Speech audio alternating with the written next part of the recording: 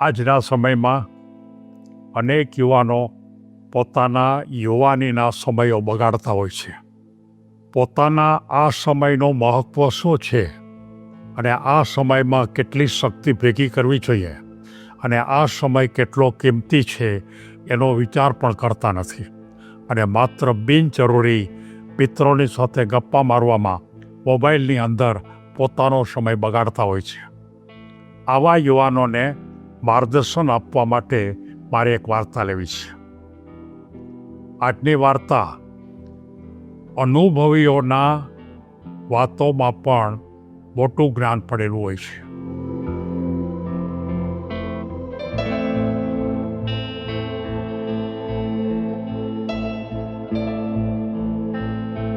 મિત્રો, આપણને ખબર છે કે ઘણા પુસ્તકોમાં જ્ઞાન હોય છે, કેટલાક સંશોધનોમાં પણ જ્ઞાન હોય છે. એમ ક્યારેક કેટલાક અનુભવીઓને જે અનુભવ કર્યો હોય એમાં પણ મોટું જ્ઞાન પડેલું છે. એ વાતને સમજાવવા માટે મારે એક વાર્તા લેવાની છે. અજય નામનો એક યુવાન, તાકાતવાળો યુવાન, જીવનમાં કંઈક કરવું છે એવા પ્રકારની ભૂમિકા ઉપર પોતાના અભ્યાસના સમયગાળા દરમિયાન અભ્યાસ પણ કરતો હતો, પણ જીવનનો કોઈ ચોક્કસ ધ્યેય નહોતો. જીવનમાં શું કરવું છે એને માટે કોઈ ચોક્કસ સિદ્ધાંત પણ નક્કી નહોતો કર્યો અને એ એમ માનતો હતો કે હજી તો જીવન બહુ લાંબુ છે અને લાંબા જીવનમાં આપણે અત્યારથી જ મોટી જવાબદારી લઈ અને કોઈ મોટા કામની શરૂઆત કરી અથવા તો મોટા ઉદ્યોગ કરી અને આપણે ખોટો આનંદને જતો નથી કરવો. એટલે કે જીવનને એ આનંદ માનતો હતો, જીવનને એ મોજ મજા માનતો હતો અને આ રીતે પોતાનો સમય પસાર કરતો હતો. કોઈ એક વખત એ અજય કોઈ એક બગીચામાં ફરવા માટે જાય છે અને બરોબર એક બેન્ચ ઉપર એ બેઠો હતો અને વિચાર કરતો હતો કે મારે શું મોજ મજા કરવી, શું હરવું ફરવું.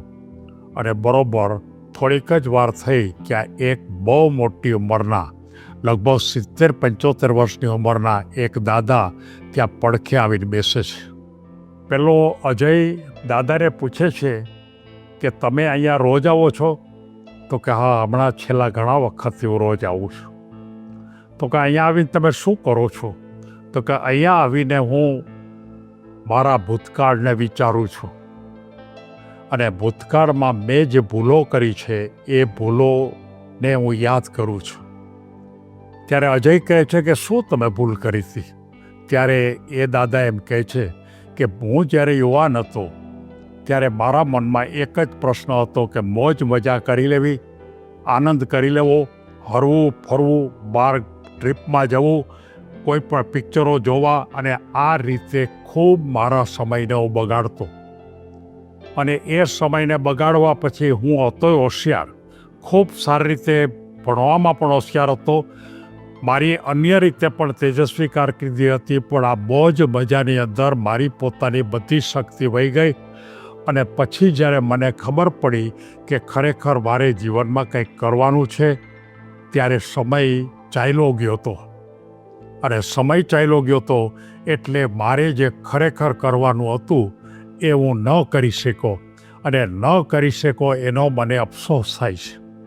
અને એ અફસોસને અહીંયા અત્યારે હું યાદ કરું છું અને વિચારું છું કે જો મેં ખરેખર આ પ્રકારે સમય બગાડ્યો ન હોત તો ખરેખર હું અત્યારે બહુ મોટી ભૂમિકા ઉપર એક મોટો ઉદ્યોગપતિ હોત. અજયના મનમાં પ્રશ્ન થાય છે કે આ તો મારો જ પ્રશ્ન છે. અજયના મનમાં ફરી વિચાર કરે છે અને પૂછે છે કે તમે ખરેખર પછી કાંઈ ન કહી શક્યા? તો કે પછી હું કરવા માગતો હતો પણ મને કોઈ અનુકૂળતા થઈ નહીં અને એ અનુકૂળતા ન થઈ એટલે મારા જીવનમાં હું કાંઈ બની ન શક્યો. ત્યારે તરત જ અજય એમને કહે છે કે અત્યારે મને પણ આ જ વિચારો આવે છે કે આનંદ કરી લઉં, મજા કરી લઉં, પિક્ચરો જોઈ લઉં, ખૂબ માત્ર મિત્રો સાથે ખૂબ હસી મજાક કરું અને મારા પોતાનો સમય અત્યારે પસાર કરું છું. ત્યારે એ દાદા એને કહે છે, ભાઈ મારો અનુભવ જો તને કામ લાગતો હોય તો તું તારા જીવનમાં અત્યારથી જ ગંભીરતાથી જવાબદારી સ્વીકારી લે.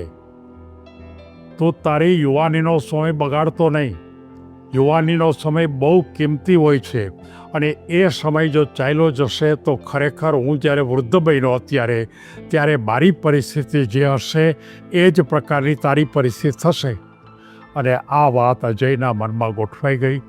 અજયે નક્કી કરી લીધું કે ખરેખર મારે પણ હવે આ ભૂમિકામાં આનંદ મજા કરવા માટે થોડો સમય ચોક્કસ નક્કી કરીશ, પણ હવે મારે પોતાને આગળ વધવું છે. અને આ અનુસંધાને પોતાના એક પિતાના વ્યવસાયની અંદર પોતે જોડાઈ જાય છે.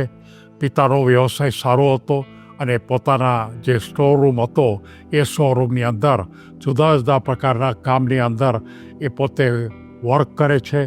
નવા સાધનો લાવે છે, નવી વસ્તુ પોતાના શોરૂમમાં લાવે છે અને ખરેખર પોતાનો વ્યવસાયને ખૂબ આગળ લઈ જવાનો પ્રયત્ન કર્યો. મિત્રો, અજયે ધીમે ધીમે પોતાની દિશા બદલાવી નાખી. અજયે પોતાના વિચારો બદલાવી નાખ્યા. અજયે પોતાની કામ કરવાની પદ્ધતિ બદલાવી નાખી. અને એ માત્ર ને માત્ર પહેલાં જે દાદા હતા એનો જે અનુભવ હતો અને એ અનુભવમાંથી એને જે જ્ઞાન મળ્યું એ જ્ઞાનના અનુસંધાનમાં પોતાના જીવનમાં ફેરફાર કરી નાખ્યો અને પોતાના પિતાના વ્યવસાયને સાચવી અને અજય ખૂબ તાકાતવાળો બને છે. મારે પણ બધા યુવાનોને કહેવું છે કે તમે ચોક્કસ આનંદ કરો. તમે ભણતા થોડો સમય મજા પણ કરો. તમારા મિત્રો સાથે હસી મજાક કરો. તમે કદાચ મોબાઈલની અંદર પણ તમારો સમય પસાર કરો. કદાચ તમે બિનજરૂરી ગપ્પા મારવામાં પણ થોડો સમય પસાર કરો, પણ એને માટે તમે સમયની મુદત નક્કી કરો કે તમે રોજનો 1 કલાક, રોજનો 2 કલાક તમે જો આ રીતે નક્કી કરશો, અથવા તો મહિનામાં માત્ર અમુક કલાક જ, વર્ષની અંદર અમુક દિવસો જ તમે આ રીતે સમય જો બગાડશો તો તમે તમારા જીવનમાં કેટલું પ્રાપ્ત કરી શકશો. આજે સમય બહુ ઝડપી છે અને એ ઝડપી સમયની અંદર તમારા જે યુવાનીનો આ બહુ મહત્ત્વનો સમય તમે જો ચાલ્યો જશે તો ફરીવાર પાછો આવવાનો નથી. એટલે સૌ યુવાનોને મારે માર્ગદર્શન આપવું છે અને આ દાદાએ જે વાત કરી એ વાત ફરીવાર યાદ આપવી છે કે સમય એ સૌથી કિંમતી સંપત્તિ છે. યુવાનોએ પોતાનો સમય 100% નહીં તો પણ 80%નો સદુપયોગ કરવો જોઈએ.